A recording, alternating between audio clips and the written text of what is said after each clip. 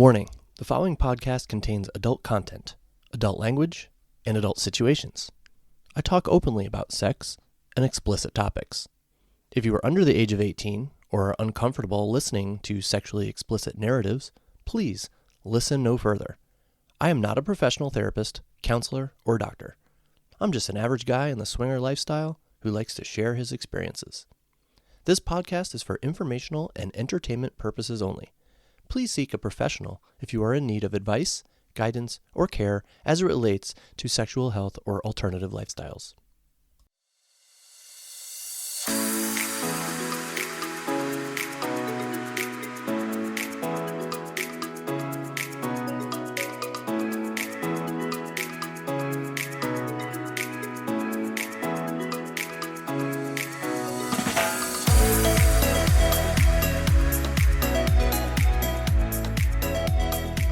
Hello again, everyone. Welcome to Evan Swings, a podcast about the swinger lifestyle from the perspective of a guy in the swinger lifestyle. That would be me. I'm Evan, and I am half of a lifestyle couple, the other half being my wife, Eva, who is kind of the best wife ever. We're just a normal couple in our late 40s during the week, but the weekends are a different story. Well, some wild weeknights occasionally sprinkled in. If this is your first time listening, welcome. Glad you're here. No previous listening experience or context is needed for this episode. But I would actually encourage you to go back and start with my earlier episodes as they chronologically detail our dive into the swinger pond. But again, no context needed to hopefully enjoy this episode. And if you are a returning listener, thank you so much. As always, you are making my day. My listener numbers continue to grow, and I thank you very much for that. I'm doing this because I enjoy it. All right, I am not looking to be rich or famous from this. I just want to share our adventures in hopes that it will entertain and inform others who happen to be on a similar path. So I suppose this would be a good time to mention something. I don't think I've mentioned this in a while. I am not an expert on the lifestyle, and I do not pretend to be. I really am just an average guy, and Eva is just an average girl. We've been in the lifestyle for only 3 years. So we're experienced, but yet not really experienced. And it is my hope that hearing about our adventures will help listeners with their lifestyle adventures, or if not, at least be entertained by what I have to say. So let's get on with it, shall we?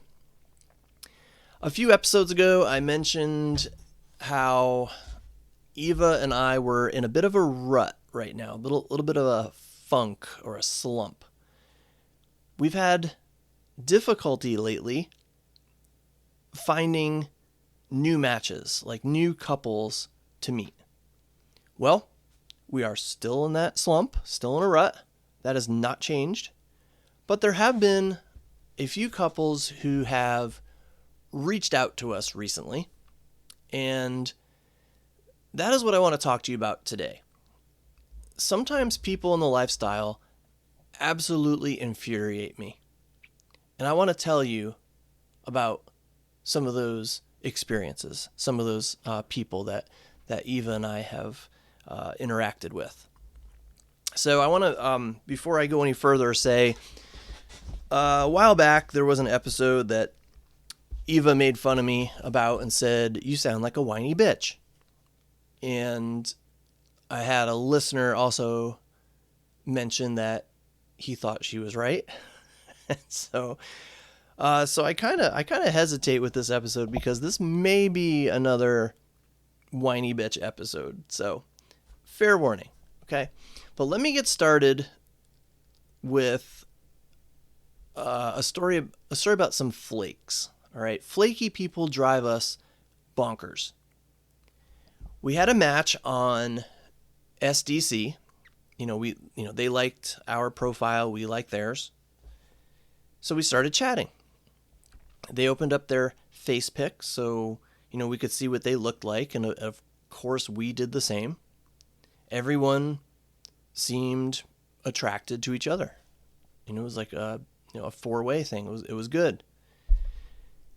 They live about an hour away from us, and that is pretty good distance for us. We've had a lot of trouble finding couples who are really local to us.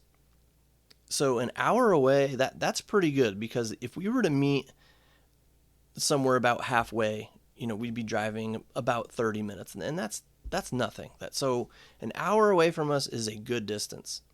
And everything seemed lined up. We started talking about, setting up a dinner date. We wanted to get together in person and meet each other. So let me read the actual conversation to you. They said, and again, this is on SDC, one of the apps that we use, "How available are you guys to meet up? We are normally kid-free Mondays and Tuesdays and every other weekend." Smiley face. So I wrote back, "We have a busy schedule coming up, but let me talk to Eva and see if we can find a free date, because we are excited to meet you guys." That was the end of the message. A few hours later, after discussing this with Eva, I wrote back, "Are you guys free this coming week? We are free on Monday, FYI." And that was 28 days ago. They never responded. On the SDC app, there's a little green dot that appears if the person or the couple is online. And I've seen that green dot multiple times. They have been online. They just have not responded to my message. And this type of thing really aggravates me. If you change your mind, fine. That's okay. That happens. You're allowed to change your mind. But after all the chatting and picture swapping, after all that time, I find it incredibly rude to just suddenly ghost another couple. So, my public service announcement of the day: don't be a dick. Very simple. Don't be a dick, okay? You are allowed to change your mind for whatever reason. And you don't even have to tell the person the reason. But if that happens, be an adult about it and let the other couple know. Because in my opinion, that's just decent, common courtesy, really. So it's just so frustrating after all that time and picture swapping, and they were the ones who said when they were free. So they were obviously interested in meeting. I found out when we were free. I proposed a date. Never heard back from them. Very frustrating. Okay, next story. Now this one may be a little nitpicky, all right? But for some reason it bothered me. So I wanted to share that with you. A couple reached out to us on, I forget which site it was, but they reached out to us and said, "Loved your profile. We look forward to meeting you both." That was it. Those two quick sentences. Loved your profile. We look forward to meeting you both. And what bothered me was that there was no introduction. No, "Hello, we are so-and-so." And then they just automatically assumed we wanted to meet them. I mean, there was no out option. Usually when you reach out to a couple, you kind of give them the opportunity to turn you down. Even by ignoring them, not even responding to a message, which again I don't usually do. Okay, I try to be honest, I try to be polite, courteous. But I've had plenty of people ignore me, like ignore us. Like I've reached out to many, many couples and expressed interest. And I've introduced ourselves and said something like, if you'd like to chat and learn more about us, feel free to shoot us back a message. Something like that. And again, there have been a lot of cases where this message that I've sent has been totally, completely ignored, meaning they're not interested. And while I would definitely prefer a polite response turning us down, I wasn't offended. I get it. They weren't interested. We're not going to be everybody's cup of tea. I understand that.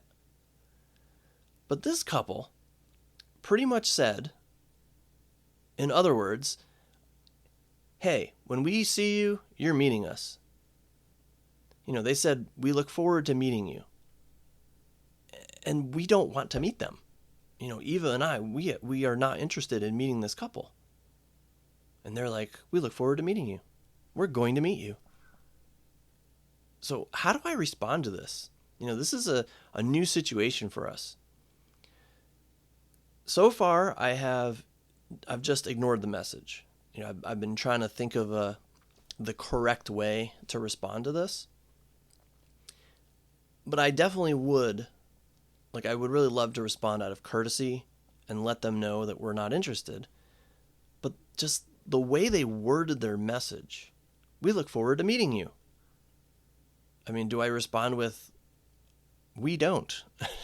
No, I'm kidding. I would never be that rude. Okay. I suppose I could respond with something like, my usual, I'm sorry, we don't think we are a match. But it's just weird, okay? Don't just assume that we want to meet you, all right? Because I'm sorry, we don't. We're not interested at all.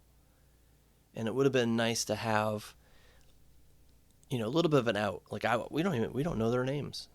So, I guess if I don't respond to them and we see them at a club or an event, they're just going to come up to us and say, hey, remember us? I don't know who you are. So I don't know. So it's just kind of a weird situation. I'm still trying to think of the polite wording to respond to that. Now keep in mind, all these little stories of interactions with couples, they've all occurred in the last month or so. So our slump continues. It's becoming more of a canyon rather than a little rut. But as I've mentioned many times, I think the lifestyle comes and goes in cycles, and I'm very confident things will turn around for us. Until then, I'll just have these interesting stories to tell you. Hopefully you find them interesting, mildly entertaining, I hope. This next one, very frustrating to me, and Eva was also kind of frustrated with this as well. We had a couple like our profile. And again, that just means mostly on a lot of the apps, it just means like you hit a little heart button, something to indicate you are interested in that couple.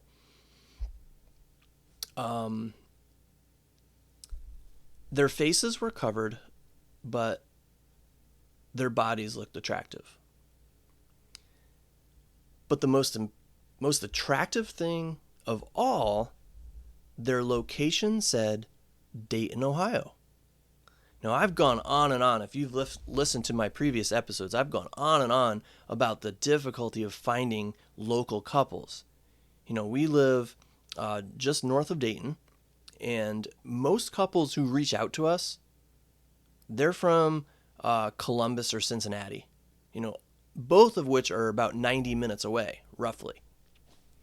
So finding matching couples in the Dayton area has been a challenge, to say the least. So when I saw that, I thought to myself, I'm going to take a chance here. It is very, very rare for a couple hiding their faces to finally reveal themselves, and then it turns out that they're both attractive to Eva and myself. Okay, it's just the way it has worked out for us.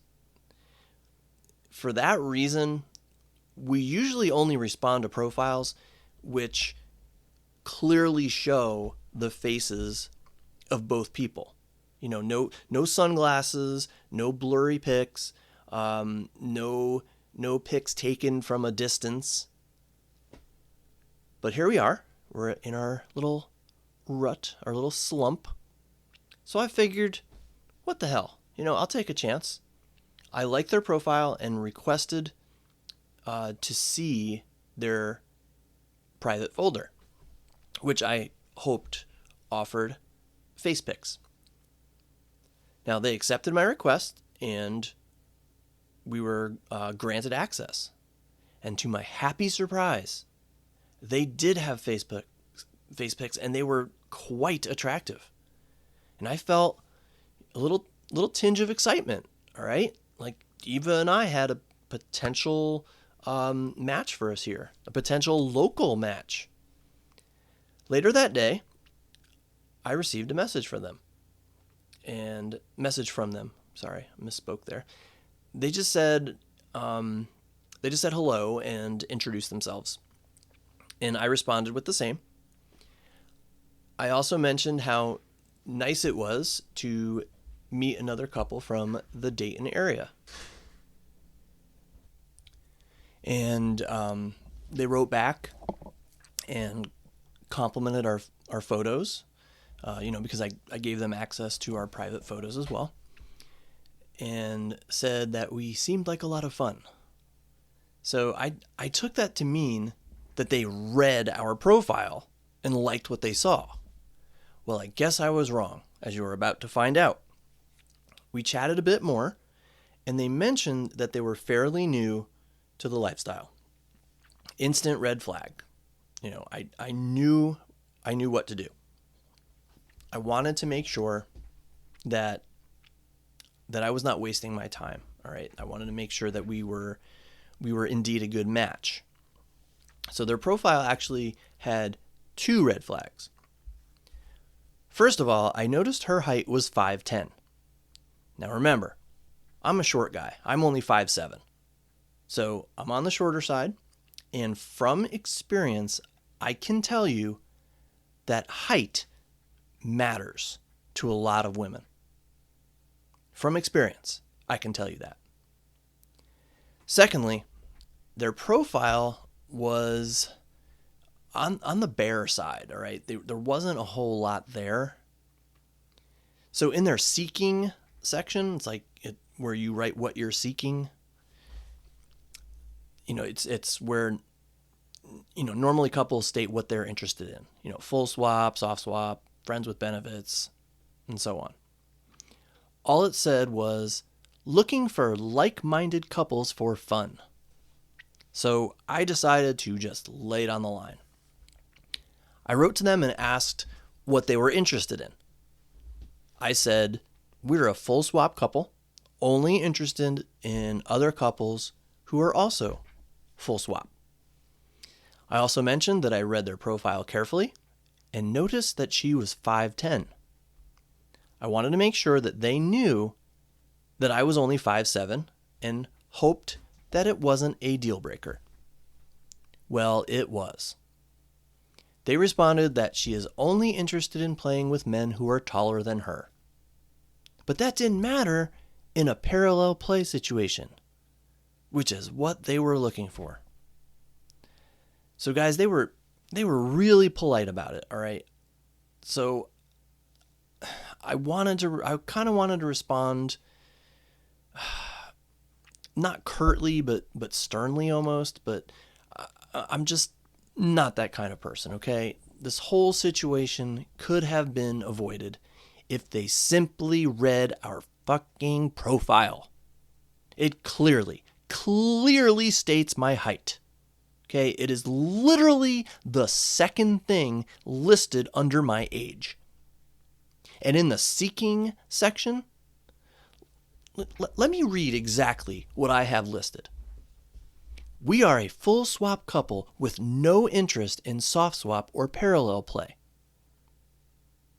That's what I have listed. Clear as day, right? Crystal clear what we're looking for. So I'm not sure how they thought we seemed like fun. We had two things on our profile that clearly did not line up with what they were looking for. And I'll give them a pass because, they're newer, but they didn't have much information to go on in their profile. If they're only interested in parallel play, they need to put that in their profile. Oh, so my friends, the lesson here is read profiles carefully and make sure your profile has essential information for potential couples to see. This turned out to be a big fat waste of both of our times. All right, and now my final story of the day. Now this was about, I'd say 5 to 6 months ago. I was on SLS and a woman contacted me from our area. Again, local couples, hard to come by. Pretty attractive. And we started having a conversation that spanned, it spanned about a couple of days, I'll say. And she seemed pretty darn cool. But she had no photos of her husband on her profile page. And that's a no-go for us. Okay, we need to see what both of you look like before we start talking about meeting up in person. She said it was because of his job. He had to be super discreet, so he didn't want a single photo of himself, even in a private folder on their profile. And I told her that hopefully after chatting a bit and seeing that I was a real person, I could gain her trust and she could send us a photo or two. She agreed, but the conversation didn't even make it to that point. It didn't even last much longer. She wanted to chat with Eva.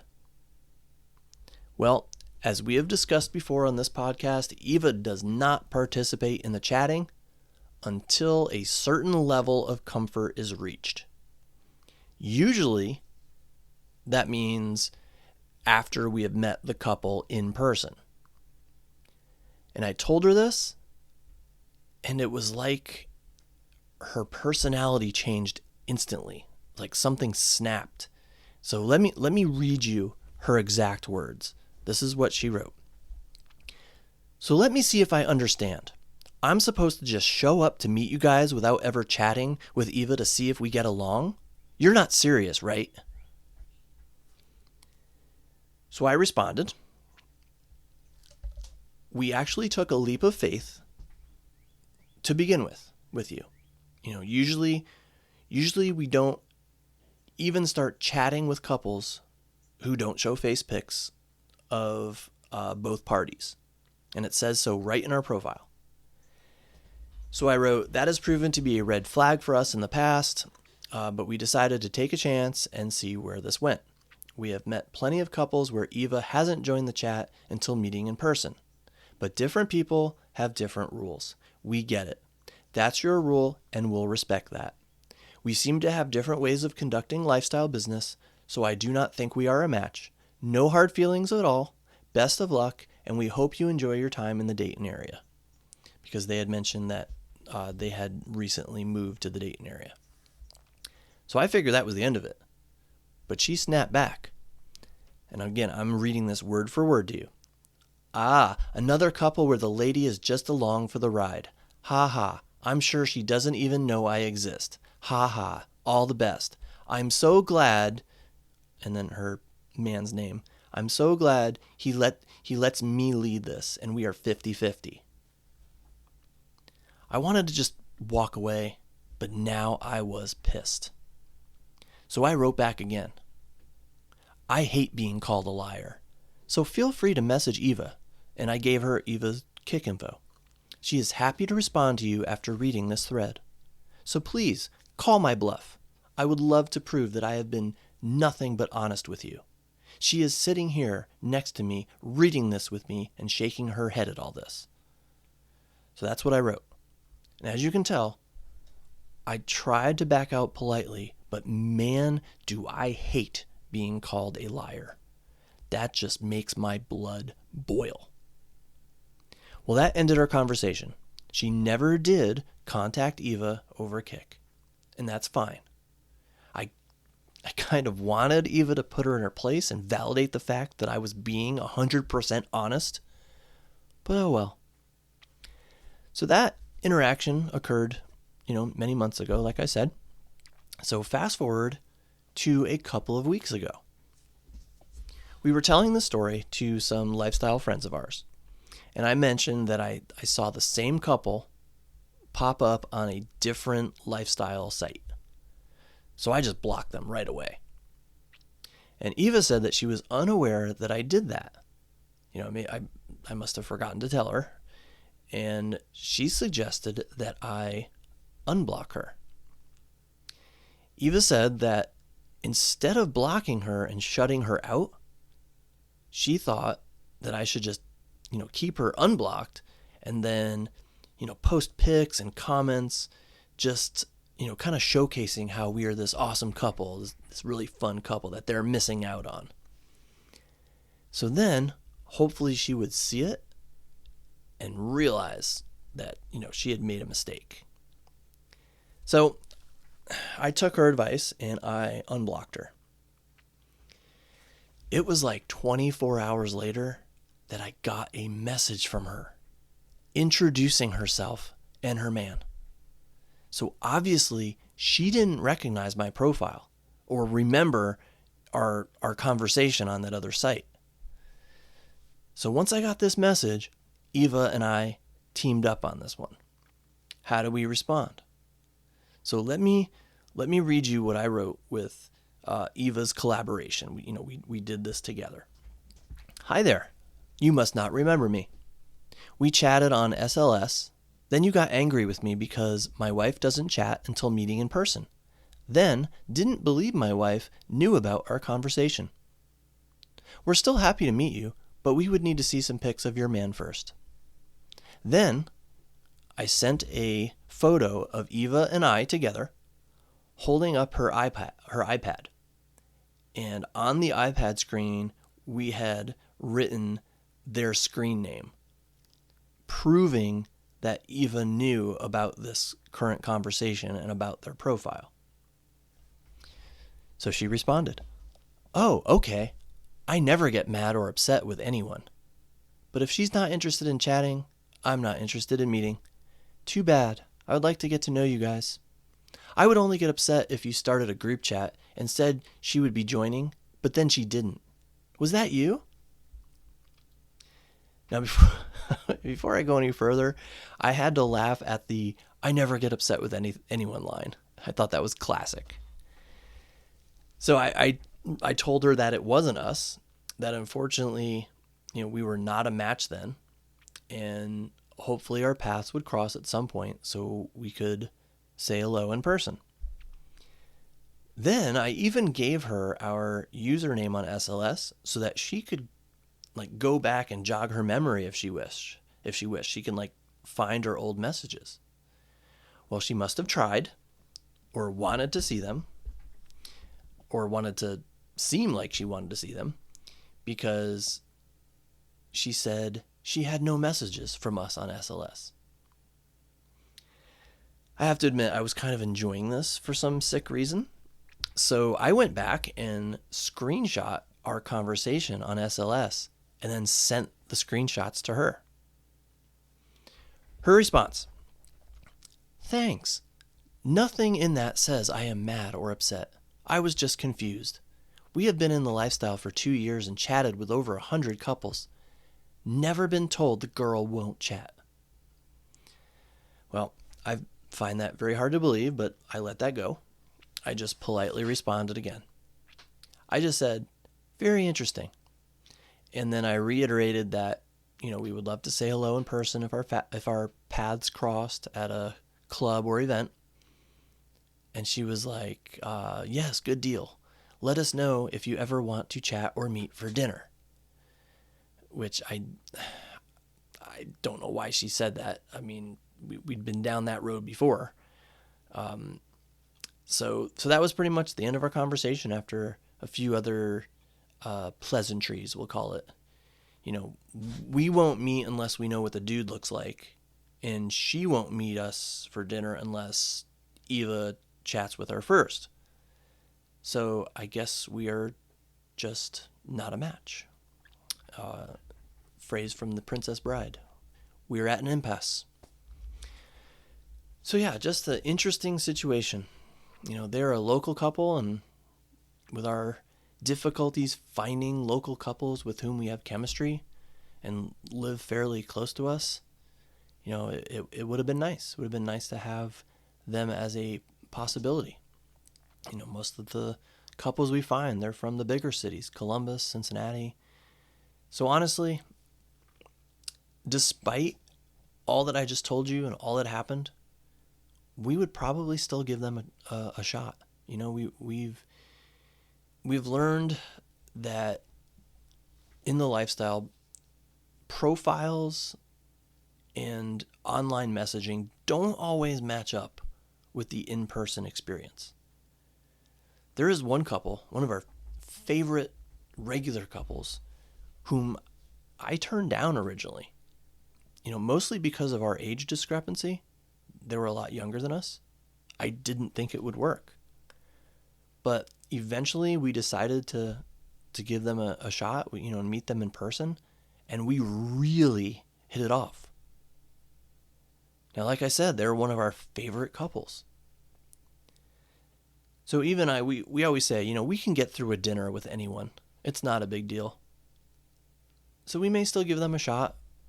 But for that to happen, I think we would have to run into them in person somewhere first. You know, check out this mysterious husband or boyfriend or whatever. And then if we all seem to like each other and there's some, you know, four-way chemistry and attraction, then we can schedule something. So, yeah. But obviously not a high probability of success, though. I do not anticipate that ever happening. And that's my last mini story for this episode. I hope you enjoyed it, or at least got some useful information that will help in your lifestyle experiences. As always, if you'd like to connect with me, feel free to contact me using Kik or Instagram. You can find me at Evan Dienson, that's EvanDeanson, or you can actually email me at evandeenson@gmail.com. I would love to hear from you with questions, comments, suggestions regarding the show, or anything that you want to direct towards Eva or myself. We would love to hear it. Remember, putting out these podcast episodes on a bi-weekly schedule now, so we'll hopefully see you back here in about 2 weeks. Until then, take care, be safe, be naughty. Bye for now.